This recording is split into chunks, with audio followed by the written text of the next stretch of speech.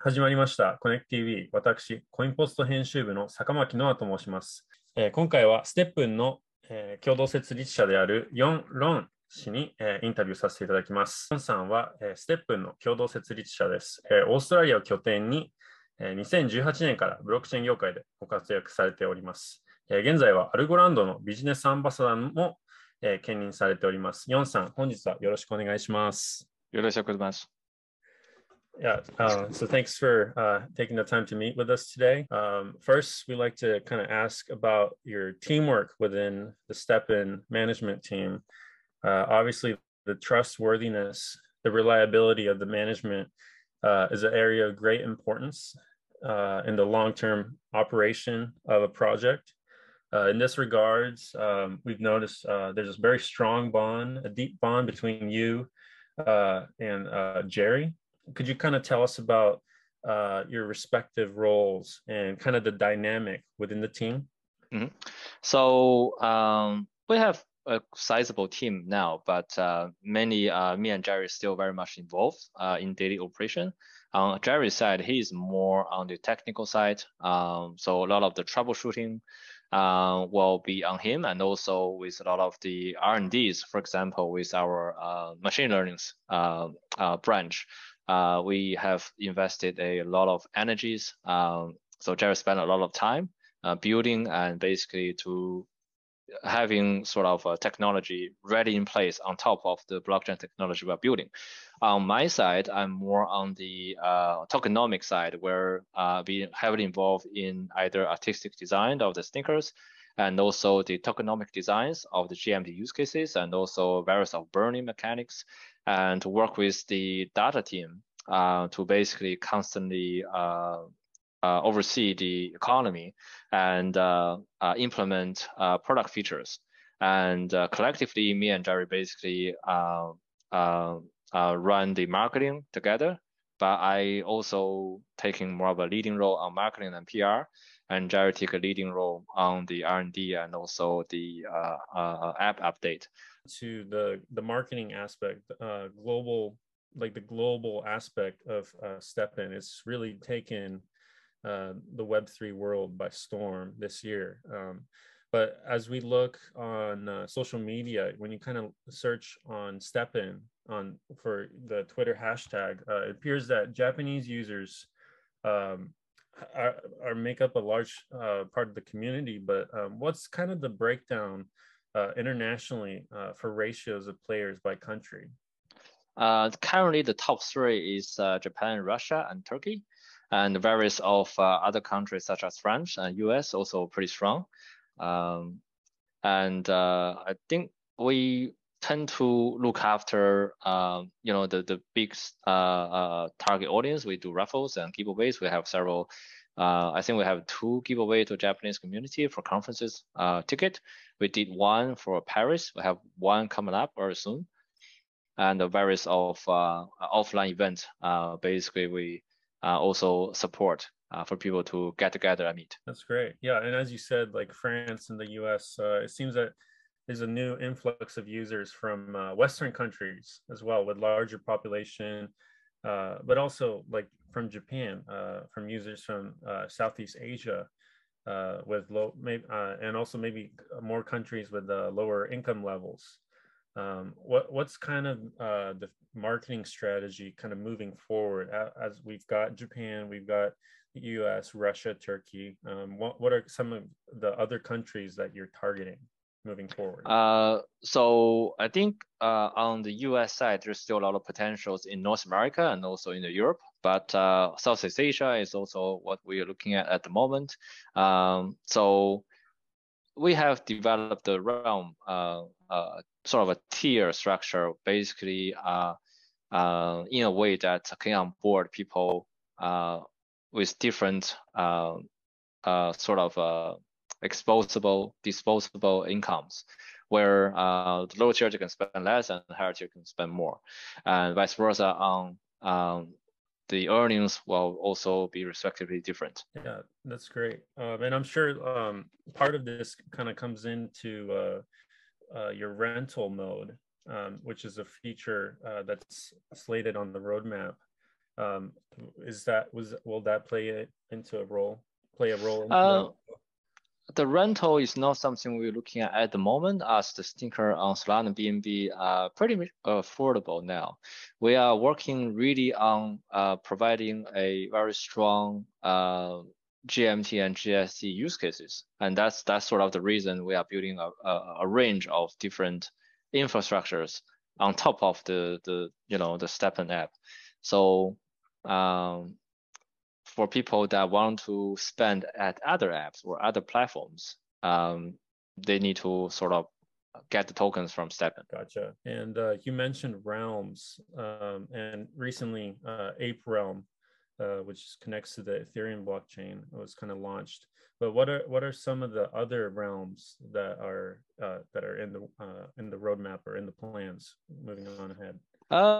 We are looking at one or two sort of directions for the first realm, because we want each realm be a little bit different. So on the first realms, we are not going to release any sooner, but we are taking our time to do something different. Repeating the realms seem to be a bit boring. So we want to add new things and something that's exclusive for the first realm, both visually and also on functions. So we'll talk about more once we have more of design directions, because we are looking at two. We're going to pick one. Definitely. Thank you. And also, I think another concern from current users will be as there are more realms, is how will the addition of new realms affect current users in the more original realms? So we are looking at a double cycle system, right? So what do you mean by double cycle is that on the realms is balance between GST GMT's earnings, although GMT earnings hasn't been made available, but we will make announcement once we are comfortable or move forward. And also newer realms are also used to support the older realms. So portion of the earning will go back to the older ecosystem and to support old realms up until where we enable the GMT earnings. So the idea is really to enable people to, so the older realms with a cheaper entry price will be great opportunity for people to get in at a lower price. But it also provide people the opportunity to make their GMT earning sneakers as the price become very affordable. So once the GMT earnings is enabled, the older realm will be the main realms earning the GMT, as the newer realms will be mainly to earn the GST. So that's sort of the balance we're trying to achieve. Is new realms will attract more of a risk takers, and older realms are onboarding a lower income countries, and two, to have people to formulate the best GMT earning sneakers, and then they can start earning GMT. And we are looking at, we are actually doing reviews on our GMT earning mechanics, and we'll provide more information when we complete the reviews. That's very exciting. And you kind of mentioned kind of moving forward, future prospects in the roadmap, but it kind of seems crazy, but STEPN just launched just over 6 months ago, but it's grown to such a scale that has acquired numerous fans across the globe. And I think one of the features is obviously you and Jerry. You guys have a very strong management team, and your operation policy is very focused on kind of the long-term perspective, not just as a project itself, but you also think about the sustainability of the globe with carbon emissions and stuff like that. But we kind of wanted to ask you, how many years do you actually kind of plan ahead? Like, do you plan like a year ahead, or 3 years, 5 years? Could you kind of speak on that? It's I mean, in this type of industry, as much as we want to plan a year ahead, we at best only plan like 2 weeks ahead. So a lot of things change and we have to adapt. Market conditions also change a lot. And so although we have a very clear long-term plan of, let's say, building a various of infrastructures where we can onboard different life cycles of people in this industry, and also venture into more of a Web2 industry to extend our market presence to the non-crypto users, such as we're trying to build a water brand, a clothing brand. It's mainly just for having the brand logos out there so that people say, oh, what is this? And they sort of get into sort of understanding how, let's say, X2Earn or like Web3 apps works. So is that we have a long-term sort of perspective of where we want to be, like really to onboard millions and millions of non-crypto users to crypto through STEPN and get them to use various of crypto or Web3 product we built and capture the value and create values. So that's sort of the long-term perspective. But short-termly, we are very focused on delivery update and making new product. We're probably going to talk about the DEX later and the NFT marketplace later. But we constantly propose sort of a new direction, and we say, all right, we're going to need, is this feasible? So we're constantly doing feasibility studies internally, trying to find what is the best way to get these Web2 users and then to make the conversion. That's great. Could you tell, you kind of mentioned the DEX and the marketplace, but could you kind of tell us about some of those things, as well as I think one of the features people are still kind of looking forward to would be the rental mode, as well as the marathon mode described in the roadmap and the white paper. But could you kind of tell us about that in detail? So rental and marathon are something that we actually have, rental we already done, right? We already done. So we just need to find the right timing to release it. And marathon, we have done an initial sort of technical feasibility study.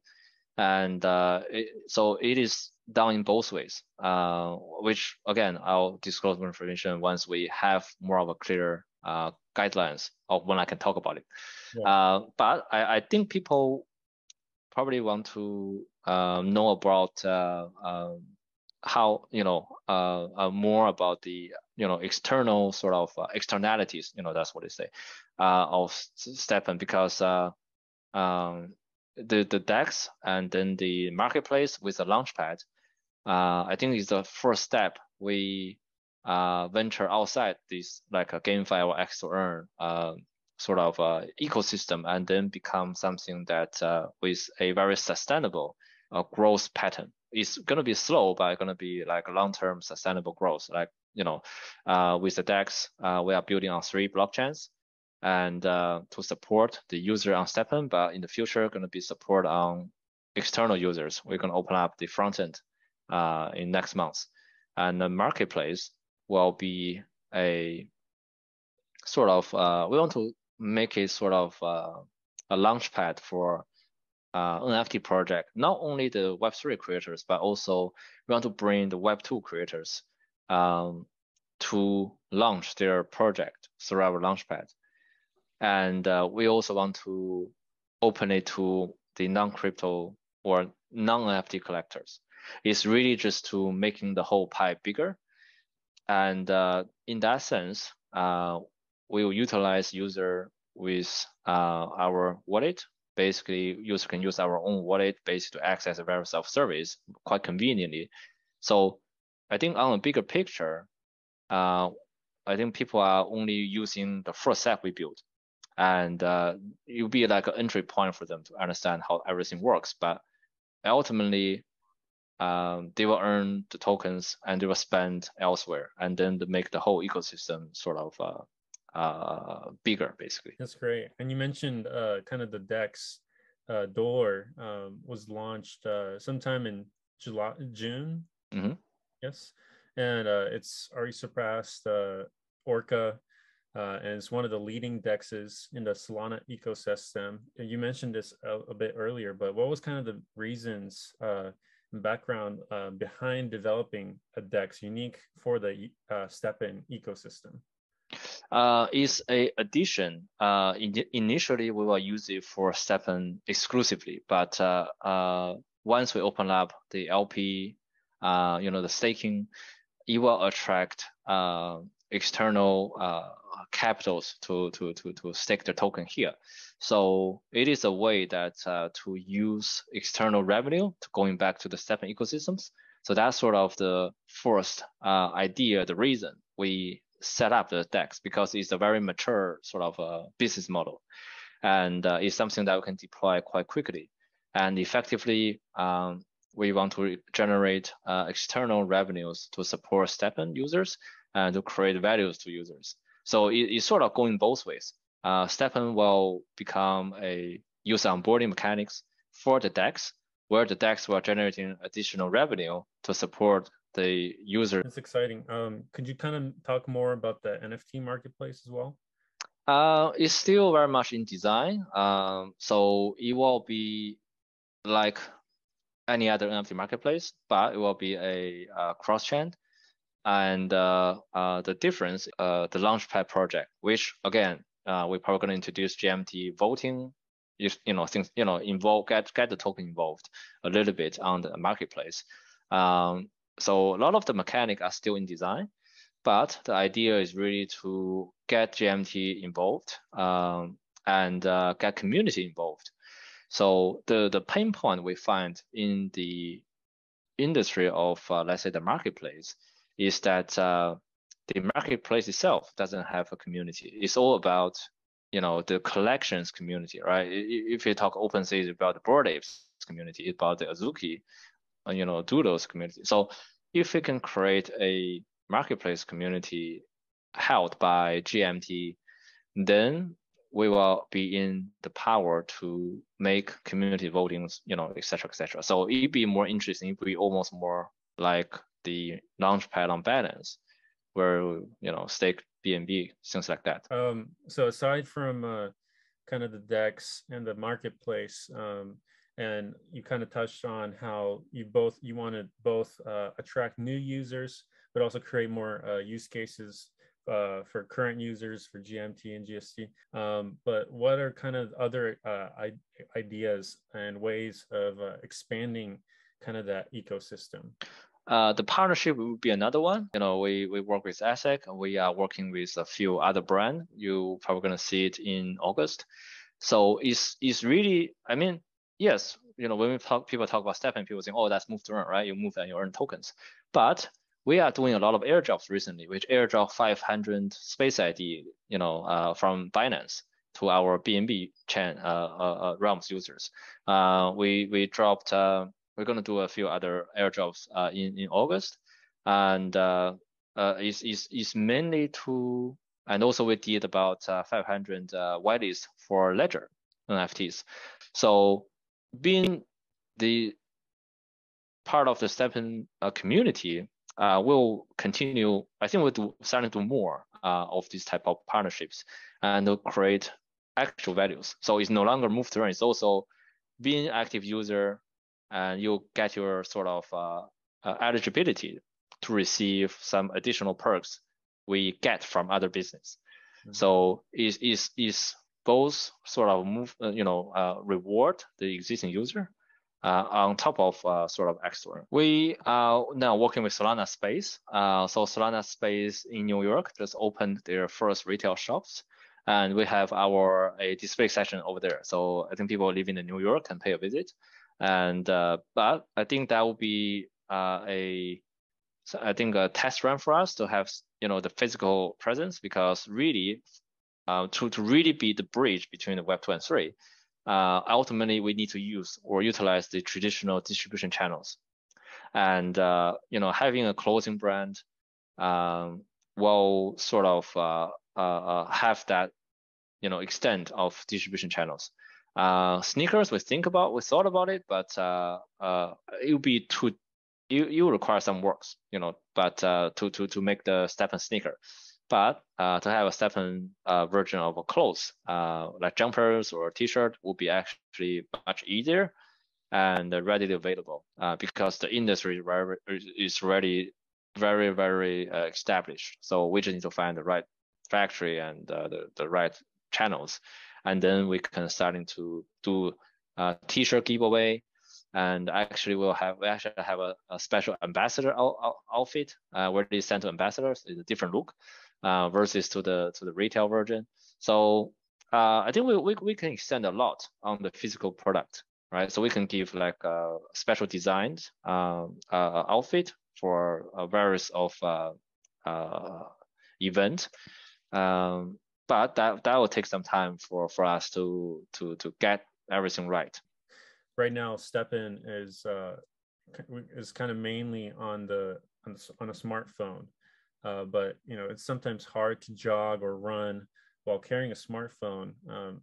Is there any plans to support like iPhone or Android compatible smartwatches, or do you have any plans to partner in the wearables sphere? We actually this is the thing that we saw. Let's do it next week, and then always something more important next week. So we sort of keep postponing this. But we are talking to at one point we are talking to several like a pretty big wearable brand.